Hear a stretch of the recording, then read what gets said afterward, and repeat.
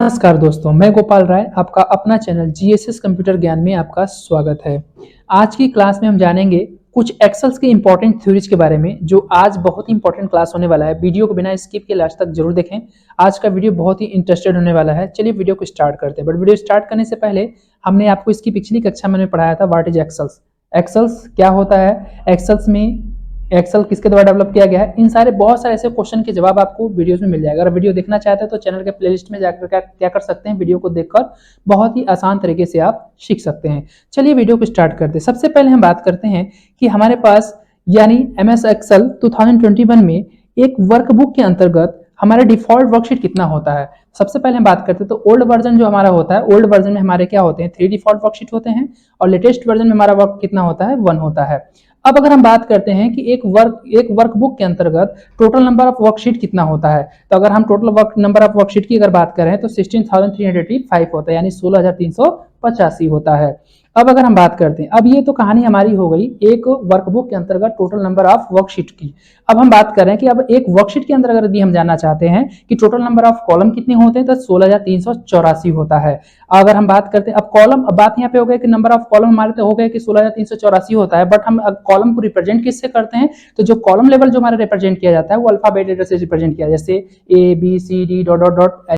अब हम बात करते हैं टोटल नंबर ऑफ रो का, तो टोटल नंबर ऑफ रो जो होता है हमारा कितना होता है, 10,48,576 होता है। जो हमारा नंबर ऑफ रो होता है, नंबर ऑफ रो के जो लेवल्स होते हैं उसे रिप्रेजेंट किससे किया जाता है, तो हम न्यूमेरिकल वैल्यू से रिप्रेजेंट करते हैं। न्यूमेरिकल वैल्यू जैसे 1 2 3 4, ठीक है, इस प्रकार से रिप्रेजेंट करते हैं। अब हम बात करते हैं total number of sale. Total number of sale की बात करें कि एक वर्कबुक यानी एक वर्कबुक के अंदर जो टोटल आपका नंबर ऑफ वर्कशीट होता है, उस एक वर्कशीट के अंतर्गत यानी एक वर्कशीट के अंदर जो हमारा टोटल नंबर ऑफ सेल होता है वो कितना होता है, तो हम क्या करेंगे, टोटल नंबर ऑफ ले लेंगे रो और टोटल नंबर ऑफ कॉलम को क्या करेंगे, मल्टीप्लाई कर देंगे, जो निकल कर आएगा वो हमारा क्या हो जाएगा, रो हो जाएगा। तो यानी 17 17 98 69 184 ये हमारा क्या होते हैं, एक यानी एक वर्कशीट के अंतर्गत टोटल नंबर ऑफ क्या होते हैं, सेल होते हैं। तो ये था हमारा नंबर ऑफ सेल। अब हम बात करते हैं राइट इन वन सेल के अंदर। अगर हम एक सेल के अंदर बात करें कि एक सेल जो एक डब्बा होता है उस बॉक्स के अंदर हम कितने कैरेक्टर लिख सकते हैं, तो 32,767 कैरेक्टर हम क्या कर सकते हैं, राइट कर सकते हैं।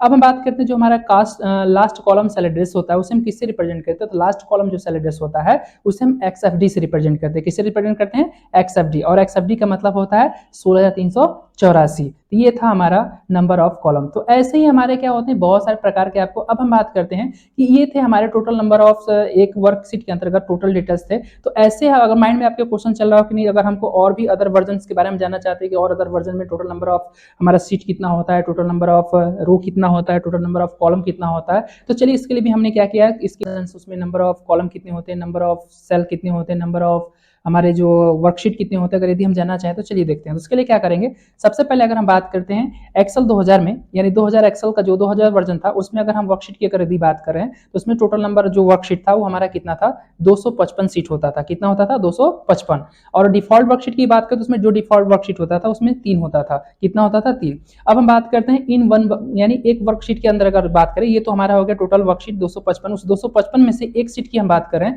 एक सीट के अंदर जो हमारा टोटल नंबर ऑफ कॉलम कितना था, 200, यानी कॉलम जो होता था 256 होता था, और टोटल रो हमारा जो होता था कितना था, 65,536 होता था। अब इसी आधार पर अगर हम क्या करें, इन दोनों का मल्टीप्लिकेशन कर देंगे तो ये हमारा टोटल निकल कर आ जाएगा क्या, सेल। यानी एक वर्कशीट के अंतर्गत ये टोटल नंबर ऑफ हमारा क्या है, सेल है, जो हमारे 2000 के अंतर्गत अवेलेबल था।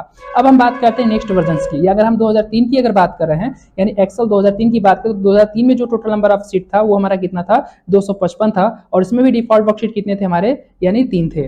तो अब इस 255 में से हम एक सीट की अगर यदि हम बात कर रहे हैं तो एक सीट के अंदर जो टोटल नंबर ऑफ कॉलम था वो हमारा कितना था, 256 था, और टोटल नंबर ऑफ रो हमारा कितना था, 65,536। अब इसका भी अगर हम बात करते हैं इसके अंदर भी हमारा टोटल नंबर ऑफ सेल कितना हो गया, यानी ये हो गया, ठीक है, 16 या 17 72 और 16, यानी इसका मतलब है आप इसको देख सकते। उसके बाद नेक्स्ट अगर हम बात कर रहे हैं क्या, तो अब नेक्स्ट वर्जन की बात करें 2007 में अगर बात करें, 2007 में भी हमारा जो वर्कशीट होता है वो 16,385 होता है, और इसमें डिफॉल्ट वर्कशीट कितना होता था, 3। अब इसमें जो नंबर ऑफ हमारा एक यानी 16,385 जो वर्कशीट में थे, इसमें से एक वर्कशीट की अगर हम बात कर रहे हैं तो एक वर्कशीट के अंतर्गत जो नंबर ऑफ कॉलम था वो 16,384 था, और टोटल नंबर ऑफ जो रो होता है वो कितना होता है, 10,48,576 होता है। अगर हम क्या करते हैं, अब इसका भी सेल अगर निकालना चाहें तो इसका सेल हमारा क्या होता है, इतना होता है। अब हम बात करते हैं नेक्स्ट, अब 10 की अगर 2010 की अगर बात करें, एक्सेल 2010 में भी हमारा नंबर ऑफ वर्कशीट उतना ही होता है 85, और यहाँ पे हमारा डिफॉल्ट वर्कशीट कितना होता है 3 होता है। अब इसमें एक वर्कशीट के अंतर्गत हम बात कर रहे हैं तो टोटल नंबर ऑफ कॉलम जो है एक वर्कशीट से बनता है वो 16,384 से बनता है, और हमारा टोटल नंबर ऑफ रो जो होता है 10,48,576 होता है। तो अगर इसमें हम अगर टोटल नंबर ऑफ हम अगर बात करें सेल का, तो टोटल नंबर ऑफ सेल जो होगा वो हमारा वही होगा जो पहले था। अब बात करते हैं नेक्स्ट, अब 2013 की अगर बात करें तो 2013 में भी हमारा सेम कॉन्सेप्ट वही है 16,385। इसमें जो डिफॉल्ट वर्कशीट हो गया इसमें क्या हो गया 1 होगा, क्योंकि यहाँ से हमारा लेटेस्ट वर्जन स्टार्ट हो जाता है। 2010 तक जो हमारा डिफॉल्ट वर्कशीट था वो हमारा 1 होता था। 2010 के बाद अगर हम 2013 की अगर बात करें, 2013 में जो हमारा डिफॉल्ट वर्कशीट होता है वो कितना होता है, सिर्फ 1 होता है। अब इसमें अगर हम एक सीट के अंदर बात करेंगे टोटल नंबर ऑफ कॉलम कितना होता है, टोटल नंबर ऑफ रो कितना होता है, तो हमारे यहाँ सामने यहाँ पे देखने के लिए मिल रहा है। और उसके बाद अगर हम टोटल नंबर ऑफ सेल की बात करें तो टोटल नंबर ऑफ सेल आपको इतना मिलता है। अब हम बात करें तो 2016 की अगर बात करें, एक्सेल 2016 की बात करें तो 2016 में भी हमारा वही कहानी है, इसमें भी डिफॉल्ट वर्कशीट उतना ही होता है। और इसके अंतर्गत अगर हम बात कर रहे हैं तो यहाँ पे हमारा कॉलम जो एक सीट के अंतर्गत नंबर ऑफ कॉलम हमारा इतना होता है, टोटल नंबर ऑफ रो हमारा क्या होता है, रो इतना होता है, तो टोटल हमारा सेल ये होता है। ऐसे हमारा सबसे लास्ट वर्जन अगर बचा है जो हमने डिस्कशन कर रहा है, तो हमारा बचा 2019 का। तो 2019 की अगर बात करें तो 2019 में हमारा जो वर्कशीट होता है 16,385 होता है, और डिफॉल्ट वर्कशीट जो होता है हमारा क्या होता है 1 होता है। अब एक वर्कशीट के अंतर्गत बात करें तो एक वर्कशीट के अंतर्गत अगर हम बात करें टोटल नंबर ऑफ कॉलम का, तो 16,384 हमारा क्या होता है नंबर ऑफ कॉलम होते हैं, और टोटल नंबर ऑफ रो हमारा क्या होता है 10,48,576, यानी 10,48,576 हमारे जो होते हैं रो होते हैं। अब इन दोनों का मल्टीप्लीकेशन कर देंगे तो ये निकल के मेरा आ जाएगा नंबर ऑफ सेल।